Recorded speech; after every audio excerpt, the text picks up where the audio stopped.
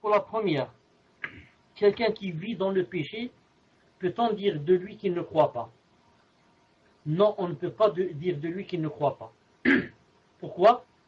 Car il est possible d'être croyant tout en passant toute sa vie dans les péchés. Être croyant et quoi? Et en même temps, passer sa vie dans les péchés. Bien sûr, en faisant bien sûr aussi comment dirais-je, des obéissances. Des obéissances. Regardez la personne qui a tué 100 personnes. Tué 100 personnes, elle ne les a pas tuées peut-être en un jour. Et quand même, elle est morte. Et ce sont les anges du paradis qui l'ont accueillie. Comme vous connaissez tous le hadith authentique. L'essentiel c'est quoi? C'est de ne pas renier le caractère religieux du péché.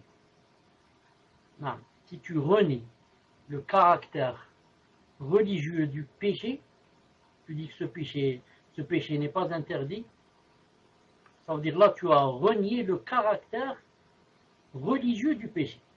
Tu as dit par exemple, la bière, c'est pas interdit. Là tu es devenu kafir. Tu as dit la drogue, c'est pas interdit, la zina, c'est pas interdit. Tu es devenu kafir. Mais par contre, si tu fais la chose en reconnaissant que c'est interdit, tu as fait deux choses. C'est quoi les deux choses? D'un côté, tu as fait une chose obligatoire, qui est reconnaître le caractère religieux de l'obligation du péché. Tu as reconnu que ce péché est interdit. Déjà, le fait de reconnaître, tu as des récompenses. Tu as attesté dans ton cœur que telle chose, Allah Ta'ala l'a interdite. Déjà, pour cela, tu as des récompenses. Et ensuite, pour avoir transgressé et fait le péché, tu as quoi? Tu as des péchés. C'est la même chose pour la chose obligatoire. Quand tu dis, tu reconnais avec ton cœur que telle chose est obligatoire, ça veut dire déjà tu as fait quelque chose. Et quand après tu ne fais pas la chose obligatoire, tu auras des péchés. C'est pour cela, car c'est important cette question. C'est pour cela, je redis ce que j'ai dit plusieurs fois, mais c'est un exemple qui me plaît beaucoup. Si une femme va dire je ne reconnais pas le statut du voile en islam, c'est pas obligé de se voiler. Et ensuite, elle va mettre le djilbab. Elle met le djilbab en disant cette chose. Non. Si elle meurt kafira. Elle rentrera éternellement en enfer. Alors qu'elle a mis le djilbab. Ça. Mais le plus important c'est quoi? C'est ce qu'il y a dans le cœur. Elle n'attestait pas l'obligation de porter le voile. Elle l'a renié. Donc elle est kafira même si elle met le voile. Et le contraire. Celle qui met la mini-jupe. Elle met la mini-jupe. Et elle dit, je reconnais que le voile est obligatoire en islam. Mais, entre parenthèses, pour différentes raisons, elle ne l'a pas mis. Pour différentes raisons. Elle est complexée, elle n'a pas le temps. Elle dit, demain, quand je me marie, quand je vais au hajj.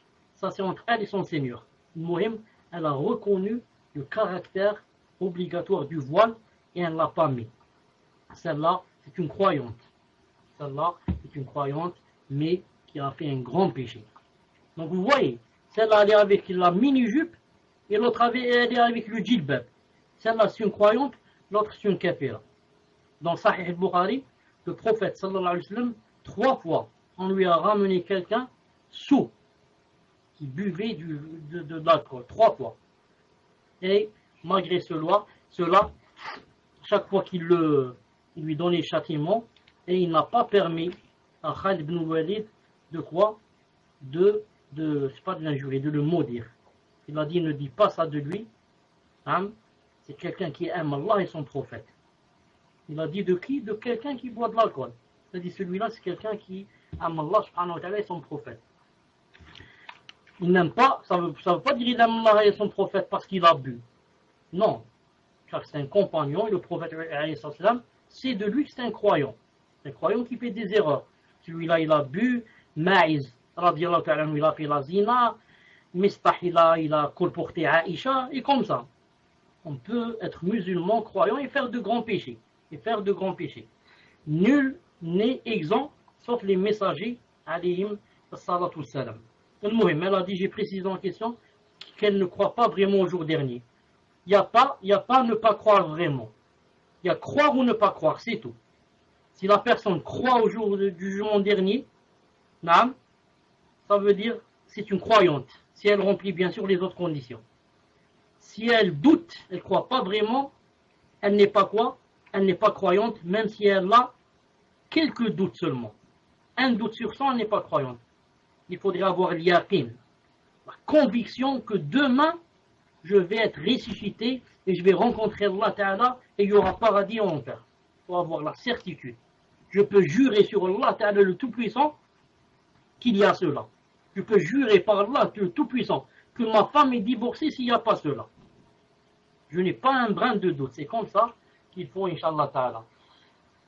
C'est pour la première question que j'avais écrite.